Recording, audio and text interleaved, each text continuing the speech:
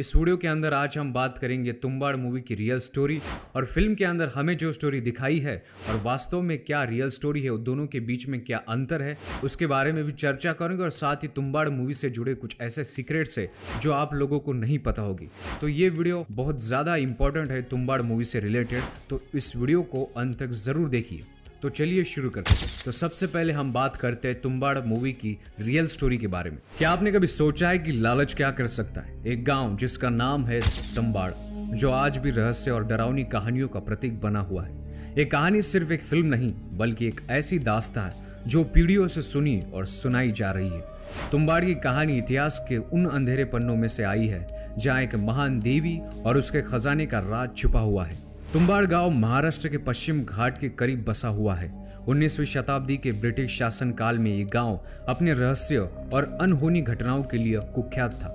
यहाँ रहने वाले लोग कहते थे कि गांव में एक प्राचीन देवी का मंदिर है जिसे सदियों पहले किसी ने ढूंढने की कोशिश नहीं की, क्योंकि मंदिर के भीतर देवी का शापित खजाना छुपा हुआ है और जो भी उस खजाने को पाना चाहता है उसकी मौत निश्चित है। कहानी एक प्राचीन देवता हस्तर की है।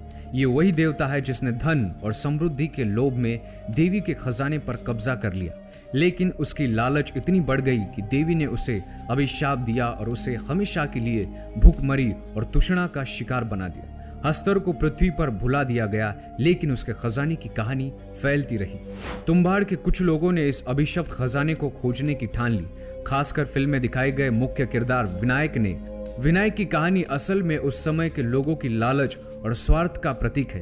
विनायक जानता था कि खजाना हस्तर के कब्जे में है, फिर भी वो हर कीमत पर उसे हासिल करना चाहता था। तो ये थी हमें फिल्म के अंदर दिखाई हुई स्टोरी। तो अब हम डिस्कस करेंगे फिल्म के अंदर की स्टोरी और रियल स्टोरी के बारे में। तुम्बाड़ असल में महाराष्ट्र का एक गांव है, लेकिन वहां हस्तर नामक किसी दानव की कोई कथा या प्राचीन खजाना नहीं है। हालांकि फिल्म में हस्तर की कहानी को प्राचीन भारतीय मिथलों से प्रेरित बताया है, लेकिन हस्तर का कोई जिक्र पुराणों या किसी भी प्राचीन भारतीय ग्रंथ में नहीं मिलता। ये एक काल्पनिक पात्र है जिसे फिल्म के लेखक और निर्देशक ने कहानी में जोड़ा है। तुम्बाड़ गांव की खुद की कोई विशेष ऐतिहासिक और पौराणिक कथा नहीं है। गांव का नाम इस फिल्म से पहले इतना प्रसिद्ध नहीं था। अब चलिए जानते हैं कि फिल्म और वास्तविकता के बीच में मुख्य अंतर। फिल्म में दिखाया गया पात्र, घटनाएं और हस्तर जैसे दानव पूरी तरीके से काल्पनिक है। ये एक काल्पनिक कहानी है जिसे दर्शकों के मनोरंजन और संदेश देने के लिए गढ़ा गया है, जबकि फिल्म में हमें ऐसा लगता है कि कहानी प्राचीन भारतीय इतिहास और पौराणिक कथाओं में से जुड़ी है, लेकिन असल में ये केवल एक नई और रचनात्मक कल्पना है। फिल्म ने लालच और उसके परिणाम स्वरूप होने वाले विनाश को दर्शाया है, जबकि वास्तविक तुम्बाड़ की कहानी में ऐसा कुछ भी नहीं है। तो दोस्तों, तुम्बाड़ फिल्म की कहानी पूरी तरीके से काल्पनिक है, जब वास्तविक तुम्बाड़ गांव की कहानी में कोई ऐसा रहस्य नहीं छुपा है। फिल्म ने दर्शकों को एक दिलचस्प कथा दी जो हमारे अंदर की भावनाओं और लालच की गहराई को दिखाती है। तो चलिए अभी हम बात करते हैं तुम्बाड़ मूवी से जुड़े कुछ सीक्रेट्स बातों के बारे में जो आप लोगों को नहीं पता हो। तुम्बाड़ की कहानी को पर्दे पर लाना किसी साधारण फिल्म निर्माण जैसा नहीं था। राही अनिल बर्वे, जिन्होंने इस फिल्म को पहली बार 1997 में लिखा था, इसे बड़े पर्दे पर उतारने के लिए 15 साल से ज्यादा इंतजार किया। इस अवधि में कई बार पटकथा लिखी और फिर से लिखी गई ताकि यह कहानी दर्शकों के दिलों तक पहुंच सके। फिल्म की शूटिंग के लिए स्थान चयन की एक बहुत बड़ी चुनौती थी। तुम्बाड़ की दुनिया को जीवंत करने के लिए टीम ने महाराष्ट्र के पश्चिम घाट के एक छोटे से गांव का चयन किया, लेकिन मानसून के दौरान शूटिंग करना टीम के लिए बेहद कठिन साबित हुआ। फिल्म में इस्तेमाल किए गए प्रैक्टिकल इफेक्ट्स और सेट डिजाइन भी अपने आप में एक चुनौती थी। पुराने समय की हवेली और उसके भूतिया माहौल को असलियत में उतारने के लिए महीनों तक मेहनत की गई। स्पेशल इफेक्ट्स का इस्तेमाल कम से कम किया गया ताकि वास्तविकता को बरकरार रखा जा सके। फिल्म के पात्रों का लुक और उनका मेकअप भी एक बड़ी चुनौती थी। खासकर विनायक राव के किरदार के लिए सोहम शाह को घंटों तक मेकअप करना पड़ता था। इसके साथ ही फिल्म में दिखाए गए हस्तर जैसे पात्रों के लिए विशेष मेकअप और प्रोस्थेटिक का इस्तेमाल किया गया, जो फिल्म को और भी डरावना बनाते हैं। फिल्म की सबसे बड़ी ताकत है इसका बैकग्राउंड स्कोर और ध्वनि डिजाइन। तुम्बाड़ के माहौल को सजीव बनाने के लिए हर ध्वनि पर विशेष ध्यान दिया गया। यह फिल्म जितनी देखने में अद्भुत है, उससे ज्यादा सुनने में भी। तुम्बाड़ की सबसे बड़ी खासियतों में से एक है फिल्म में लगातार दिखने वाली बारिश।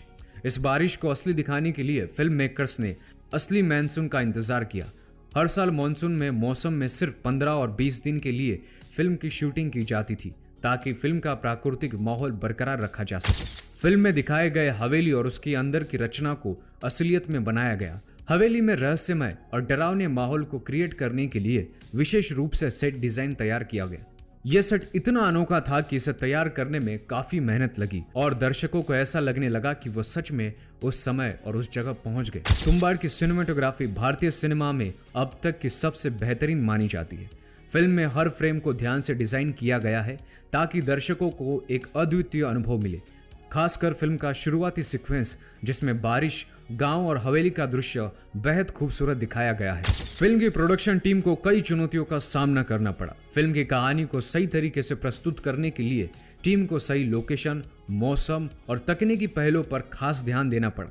इसके बावजूद डायरेक्टर और प्रोड्यूसर ने फिल्म को उस तरीके से प्रस्तुत किया जैसे उन्होंने सोचा था। तुम्बाड़ सिर्फ एक फिल्म नहीं बल्कि एक सिनेमा अनुभव है। इसमें भारतीय पौराणिक कथाओं, रहस्यमय कहानी और अद्वितीय विजुअल का ऐसा मिश्रण है जो इसे एक क्लासिकल हॉरर फैंटेसी फिल्म बनाता है। ये फिल्म आने वाले समय में भी भारतीय सिनेमा के लिए एक मिसाल पत्थर बनी रहेगी। तो आपको ये वीडियो कैसा लगा हमें कमेंट करके जरूर बताइए।